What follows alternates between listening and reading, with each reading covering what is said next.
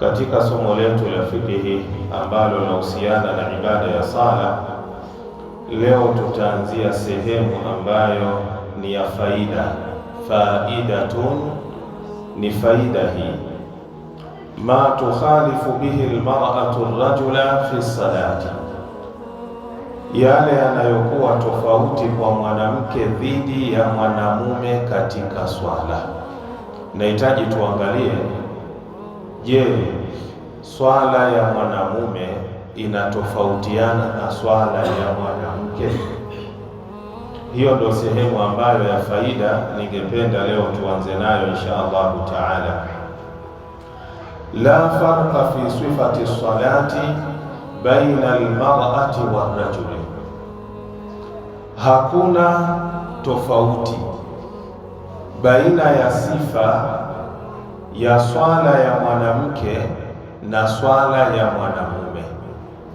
Wa huwa qawlu lilmalikiyati, hiyo ni kauli ya upande wa Imami Malik.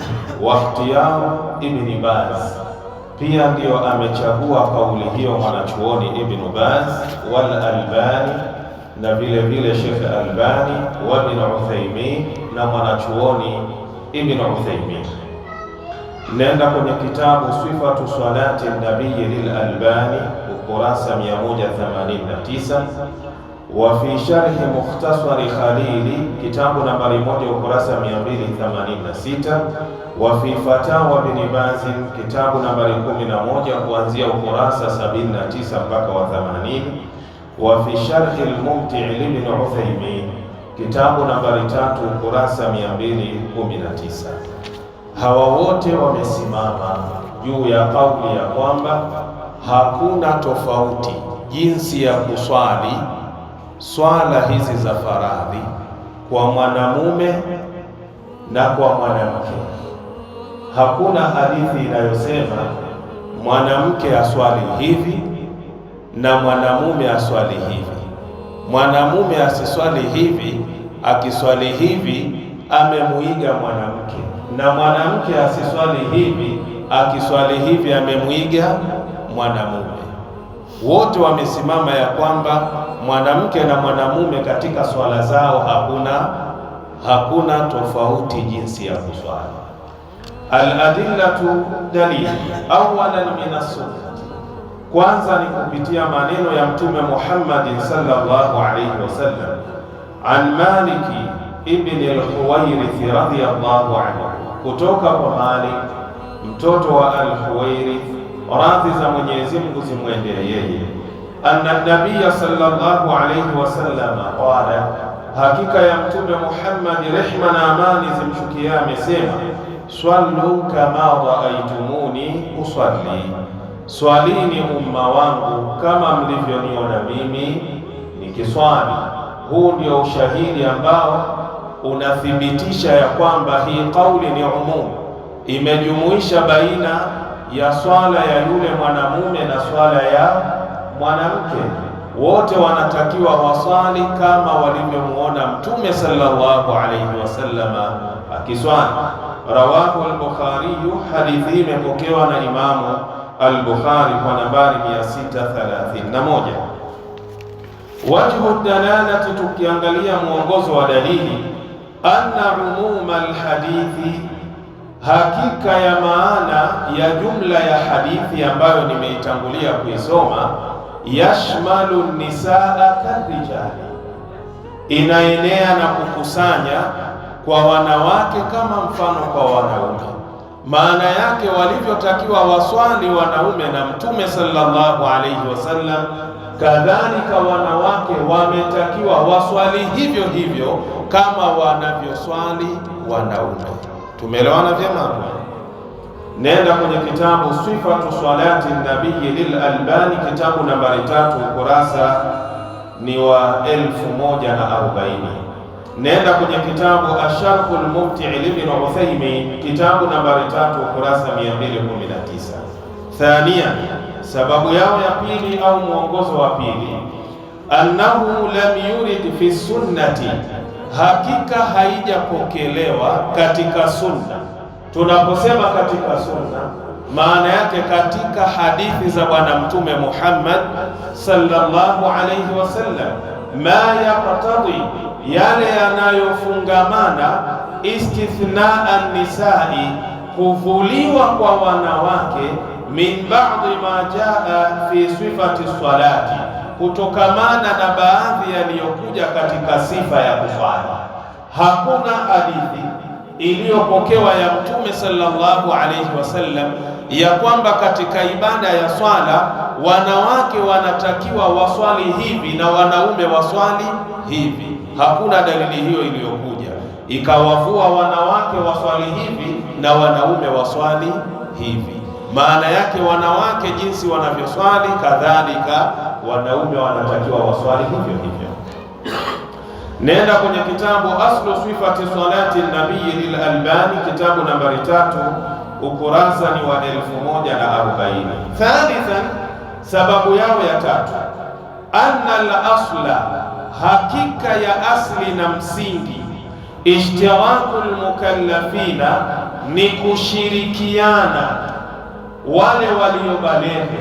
Waliobaleghe ni wale ambao tayari sheria inawahukumu, watakapofanya la thawabu wataandikiwa thawabu, watakapofanya la madhambi wataandikiwa madhambi. Hawa ndio ambao wanaitwa almukallafina. Anna al-asla, hakika ya asli, hakika ya msingi, ishtiraku almukallafina min arrijali wan nisai, ni kushirikiana waliobaleghe kutokamana na wanaume na wanawake, fil ahkami, katika upande wa nini? Katika upande wa hukumu. Illa ma qama dalilu alayhi, isipokuwa ile hukumu ambayo itakuwa imesimama dalili juu yake ya kwamba hili jambo ni maalumu walifanye wanaume na hili ni maalumu walifanye wanawake. Nitajaribu kutoa mfano unaofaa na mfano usiofaa. Kuna baadhi ya watu wanategemea hadithi ambayo ni dhaifu katika kutofautisha swala ya mwanamke na mwanamume. Nitautoa huo mfano inshallah. Nenda kwenye kitabu Asharhul Mumti'u libn Uthaymin, kitabu nambari 3, ukurasa 217 mpaka ukurasa 218. Wacha nitoe mifano miwili, mfano unaofaa na mfano usiofaa. Mfano usiofaa ni huu hapa, na huo mfano wenyewe ni katika sehemu ya mwanamke anapokuwa amekaa atahiyatu, iwe ni kikao cha kwanza ama kikao cha mwisho, yani cha pili. Tumeelewana vizuri hapo? Na katika wakati akiwa anafanya nini? Anasujudu. Nitajaribu kutoa hiyo mifano miwili inshallah. Hadithi ambayo ni dhaifu ni hii, inasema idha jalasatil mar'atu fi salati, pindi anapokaa atahiyatu mwanamke kwenye swala, wada'at fakhidhaha, ataweka paja lake, ala fakhadhiha al-ukhra, kulikutanisha na paja jengine. Shekhe, mmenielewa? Yani mwanamke anapokuwa amekaa atahiyatu, mapaja yake anatakiwa ayabane, asitoe space. Shekhe, mmenielewa? Hili ni jambo ambalo lipo kwenye hadithi ambayo ni dhaifu, ya kwamba akikaa ile atahiyatu ni sharti yule mwanamke mapaja yake yafanye nini? Yabanane, yasitoe nini? Yasitoe ile space.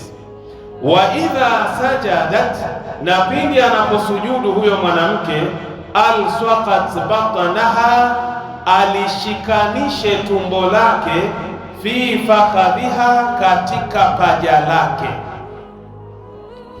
Shekhe, mwanaelewa ya kwamba mwanamke akisujudu hili tumbo lake anatakiwa alibane pamoja na yale mapaja yake.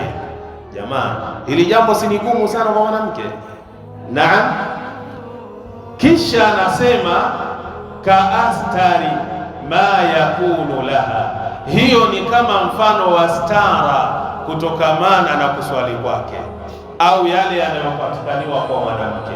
ya kwamba akisujudu katika hali hiyo tumbo lake amelishikanisha na mapaja yake, na anapokaa kwenye atahiyatu mapaja yake anapokuwa ameyakutanisha, ya kwamba hiyo inakuwa ni stara kwake yeye kwa yale yanayopatikana. Jamani, tuelewana vizuri ya jamani? Hii ni hadithi ambayo haufai kuichukua na kuifanyia kazi, kwa sababu sio hadithi ambayo sahihi.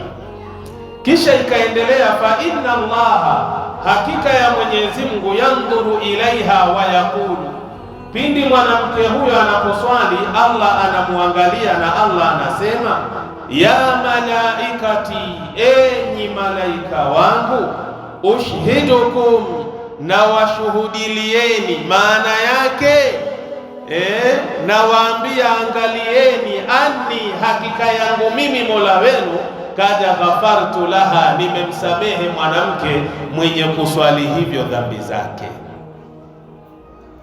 Shekhe, mwanielewa? Hadithi hii ni dhaifu, haifai kutumika. Mwanamke huyo anaswali swalije? Kwa mfano, amekaa tahiyatu, mapaja kayabana kabisa, yamekutana namna hii, anaposujudu tumbo lake ligusane na mapaja yake, kwamba akifanya hivyo ndiyo stara kwake yeye kwa yale yanayopatikana kwake. Hadha hadithun dhaif. Nenda kwenye kitabu kinachoitwa Al-Kamilu fi Dhu'afa libni Adiyya, kitabu nambari 2 ukurasa 214, wa fi tarikhi Asbahani li Abi Nuaimi, kitabu nambari 1 ukurasa ni wa 200, wal Baihaqi ukurasa au namba ni 3324. Hayo maneno utakwenda kuyapata yamedhoofishwa, sio hadithi ya Mtume Muhammad sallallahu alaihi wasallam. Sasa mfano unaofaa ambao imekuja hukumu ni maalumu kwa wanawake na hukumu imekuja ni maalumu kwa wanaume katika swala, ndio pale si imekuja kwamba isipokuwa ikija dalili yaonyesha hili ni rasmi la mwanamke na hili ni rasmi la mwanamume. Sasa nahitaji kutoa dalili inayofaa ambayo imetofautisha kwenye ibada ya swala. Ama alhadithu sahihi, ama hadithi iliyokuwa sahihi inasema hivi, idha nabakum fi salatikum shay'un, pindi mnapoongeza kitu katika swala yenu. Yani mathalan, mtu katika swala amefanya kitu ambacho kitaonyesha mapungufu ya swala au kazidisha kitu katika swala, kama vile mfano rakaa 2 za kwanza tunatakiwa tukae ni atashahudul awwal, kikao cha kwanza, ile atahiyatu ya kwanza. Sasa ikawa mtu amesahau kukaa, kama mfano wake hivi. Sasa amesahau kukaa, nini kinafanyika sasa? Iwe ni kwa mwanamke, iwe ni kwa mwanamume. Mtume anasema faliyusabbihi rijal, wanaume wanapomuona imamu kaacha kitu wanatakiwa waseme subhanallah. Shekhe, tumeelewana? Wanaume imamu wao kasahau atahiyatu ya kwanza, ni mfano tu nimeutoa, anatakiwa mwanamume yule ainue sauti amsabihi Allah kwa kusema ni subhanallah kwa sauti, ili imamu aweze kufanya nini? Kusikia. Shekhe, mwanielewa? Mfano anaongeza rakaa ya 5, maamuma anatakiwa wamwambie nini? Subhanallah. Tena ikiwa nyinyi mnashua kabisa, mnajua huyu jamaa ni rakaa ya 5, hamtakiwi kunyamaza. Amesimama kabisa na rakaa mnajua ni ya 5, mnamrudisha kwa lazima subhanallah mpaka ajue hii rakaa ya 5 natakiwa nifanye nini? Nirudi chini. Lakini kama ni ya kusahau atashahudul awwal, sawa, mpaka amekwisha simama, hatutakiwi kumwambia subhanallah kwa sababu tayari amefanya nini? Amesimama. Tumeelewana? Lakini kama hajasimama, ndiyo kwanza ile Allah, hii takbira anavyovuta ujamaa anafanya nini? Huyu anasimama pale pale, mmoja akasema subhanallah, hajanyooka kusimama, imamu pale pale anarudi.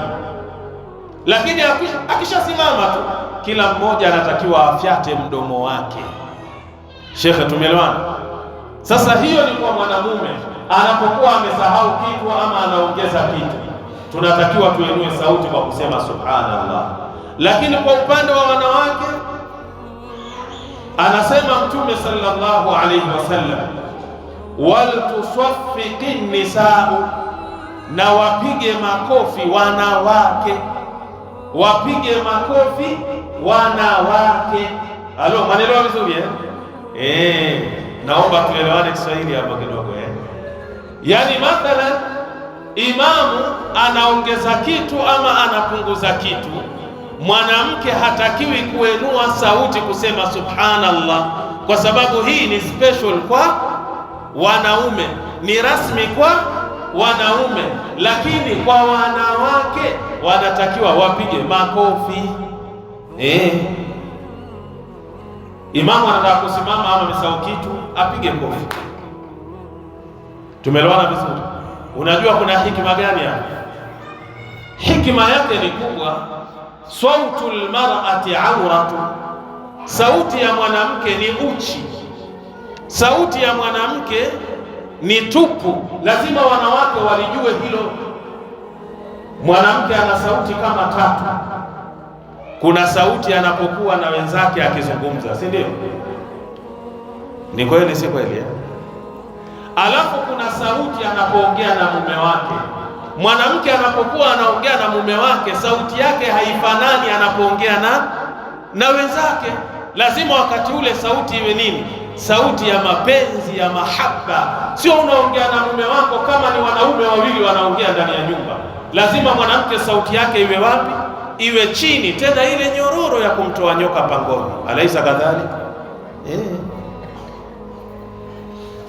Na kuna sauti akiongea na familia yake. Alaisa kadhalika?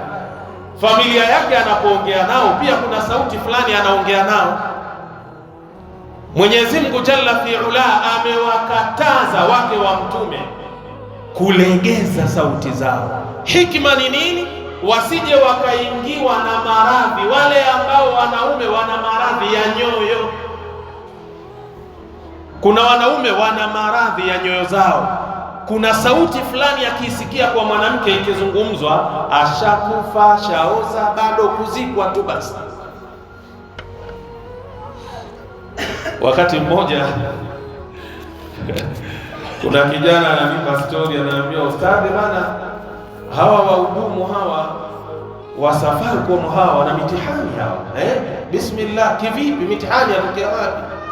Asema bana, mwanamke shekhe, sauti anayoongea nayo mtihani, mpaka ushamaliza ile shida yako uliyouliza, lakini kwa sababu ya sauti tu waendelea kuuliza maswali usikie ile sauti. Haya si maradhi haya? Haya sio maradhi? Ndio maana nikawaambia wanawake wana tofauti katika uongeaji wao. Kwa hiyo ndio maana Mtume sallallahu alayhi wasallam anasema ya kwamba mwanamke anapokuwa mathalan amemshuhudia imamu anakosea au kapunguza kitu, anatakiwa apige nini? Kofi. Baadhi ya maulama wakasema apige hapa, ni hapa.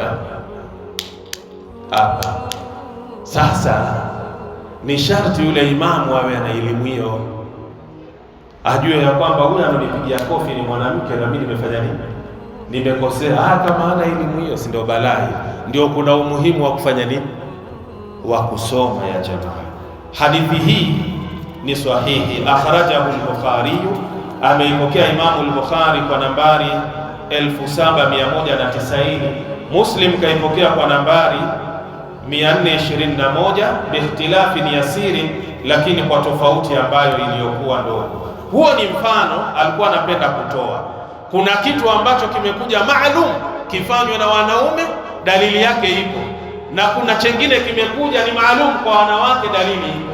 Sasa kama mfano hii swala, hakuna hadithi ambayo imekuja maalum ya kutofautisha swala ya mwanamume anavyoswali na swala ya mwanamke anavyoswali. Wewe umetuletea kutoka wapi? Mtume anasema sallu kama raaitumuni usalli. Maana yake hii kauli ya Mtume inajumuisha wanaume na wanawake, hakuna utofauti wa swala zao.